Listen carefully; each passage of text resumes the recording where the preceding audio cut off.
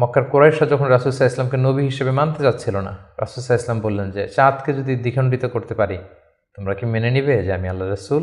তারা বলল যে মেনে নিব। রাসূল সাল্লাল্লাহু আলাইহি ওয়াসাল্লাম আঙ্গুল উঁচু করলেন, চাঁদের দিকে ইঙ্গিত করলেন, চাঁদ দ্বিখণ্ডিত হয়ে দুই ভাগ হয়ে গেল। সুবহানাল্লাহ। আল্লাহ তাআলা সূরাতুল কমারে ইরশাদ করছেন, ইকতারাবাতিস সাআতু ওয়ানশাক্কাল কমর ওয়া ইন ইয়ারা আয়াতান ইউরিদু ওয়া ইয়াকুলু সিহরুম মুস্তামির।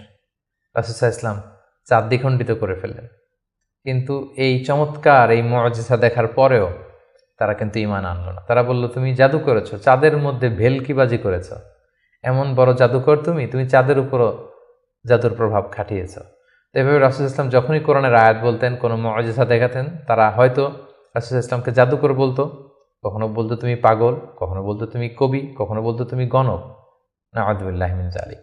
এভাবে রাসূল ইসলাম অনেকগুলো মুআজিজা তার জীবনে আমরা দেখতে পাই, যেগুলো তার মধ্যে থেকে অন্যতম মুআজিজা হচ্ছে তিনি চাঁদকে দ্বিখণ্ডিত করেছিলেন।